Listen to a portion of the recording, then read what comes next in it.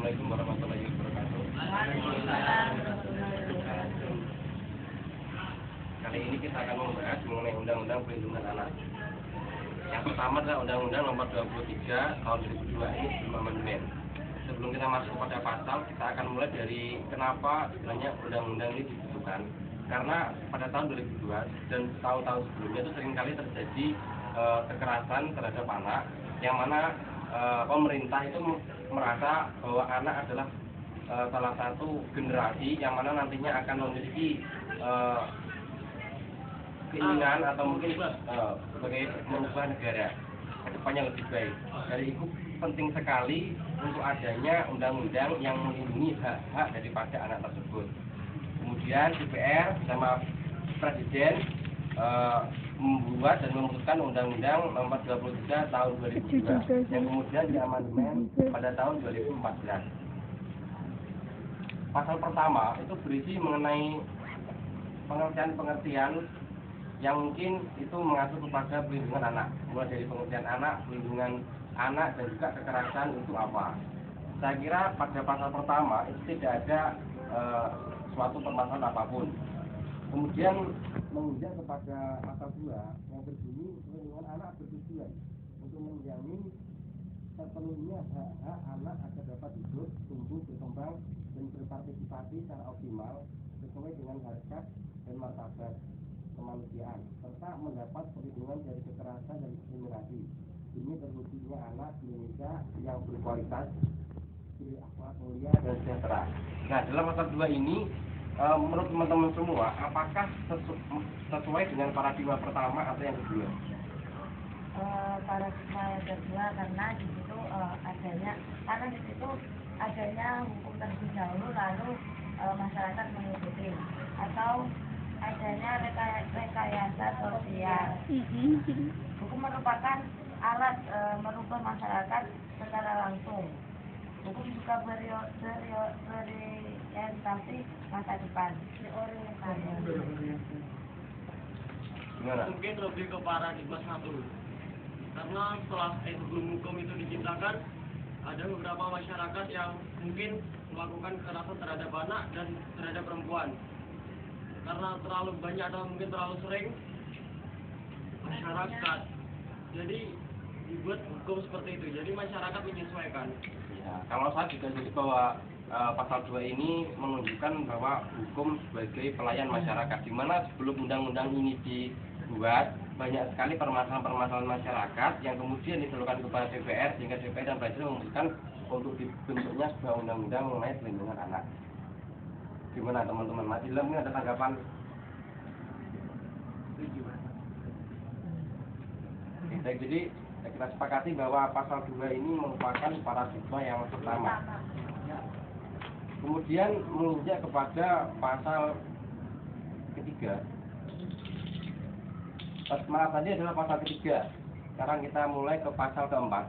Tiap anak berhak untuk dapat hidup, tumbuh berkembang, dan berpartisipasi secara wajar sesuai dengan harkat dan martabat. Jadi teman-teman, ini tidak ada hubungannya dengan paradigma hukum sebagai pelayan ataupun hukum sebagai alat rekayasa. Lanjut pasal kelima. Setiap anak berhak atas suatu nama sebagai identitas diri.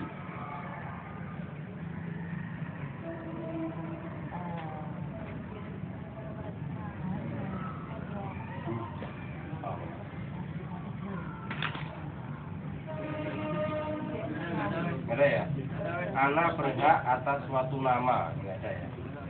Pengertian, pemahaman. Kemudian pasal ke-6 itu di amandemen. Mungkin teman yang pegang pasal ke-6 silakan dibaca.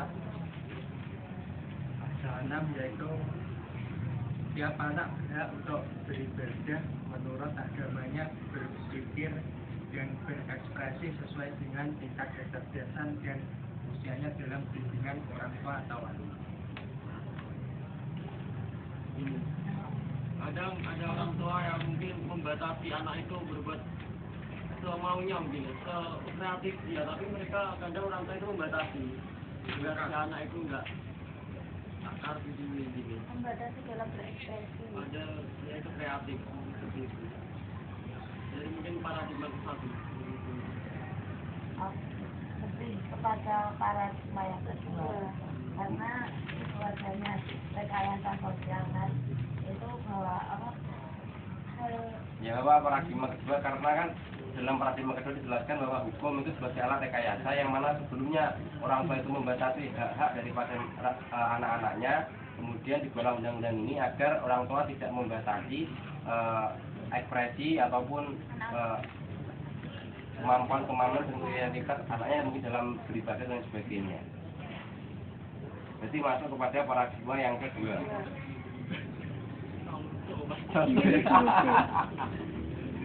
Oke. Kemudian pasal ke-7. Ini ada 2 ayat. Yang pertama, setiap anak berhak untuk mengetahui orang tuanya. Kemudian dalam ayat kedua, dalam hal karena suatu sebab orang tuanya tidak dapat menjamin tumbuh kembang anak. Jadi bagaimana pasal ke-7 ini? Pasal pertama itu menunjukkan bahwa anak itu berhak mengetahui orang tuanya.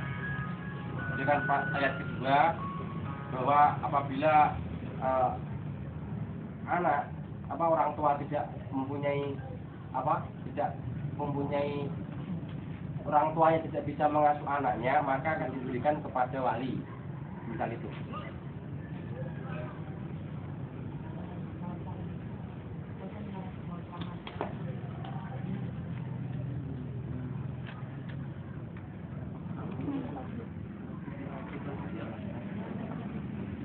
Jadi gimana? Kalau menurut saya itu termasuk paradigma pertama karena kan itu melayani hak daripada anak. Berarti hukum sebagai pelayan masyarakat.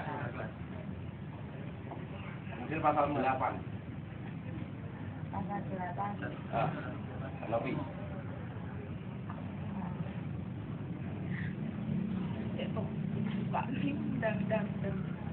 Pasal 8.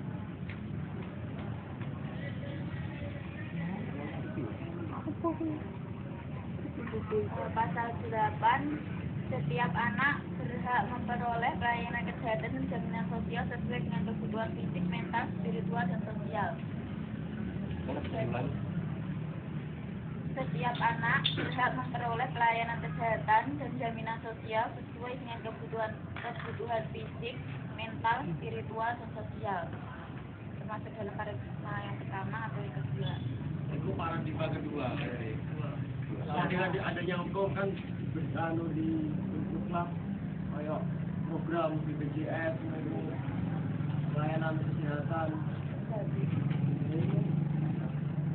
Pertama Pelayan masyarakat. 8 menit lebih. karena ini kan awalnya suaranya bukan Ini Kalau setiap anak berhak memperoleh pelayanan kesehatan dan jaminan sosial sesuai dengan kebutuhan fisik, mental, spiritual, dan sosial. Dan ini berarti bahwa dalam pasal 8 dijelaskan bahwa hukum ini memberikan pelayanan kepada masyarakat. Maksudnya anak itu harus dijamin kesehatannya oleh orang tuanya. Kan misal itu. Kalau paradigma kedua kan hukum sebagai alat rekayasa. Ketika ada masyarakat itu tidak sesuai dengan apa yang diharapkan oleh pemerintah ataupun tidak sesuai dengan peri kemanusiaan dan keadilan, maka dibuatlah undang-undang yang bisa mengarahkan masyarakat itu ke tujuan seperti apa yang dijelaskan dalam Pancasila, misal itu. Jadi misal itu berarti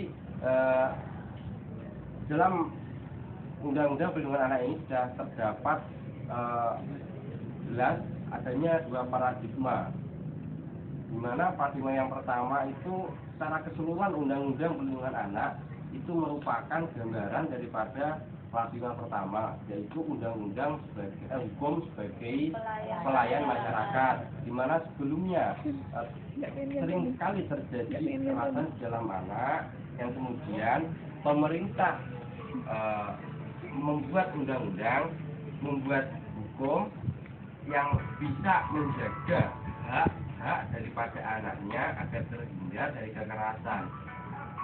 Dapat diartikan bahwa hukum itu melayani masyarakat, hukum menjaga hak-hak daripada anak. Kemudian tadi seperti dijelaskan di dalam beberapa pasal yang mengatakan bahwa masyarakat yang sebelumnya membatasi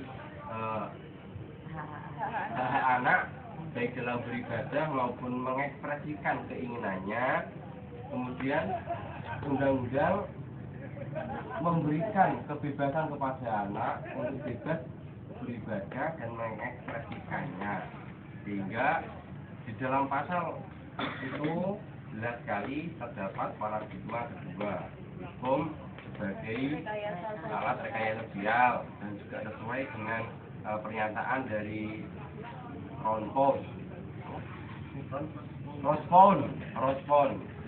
Mungkin semisal itu, mungkin dari diskusi kita kali ini bisa sebagai bahan dari teman-teman semua untuk membuat artikel atau tugas individu masing-masing. Mungkin itu saja untuk diskusi pembuka kita.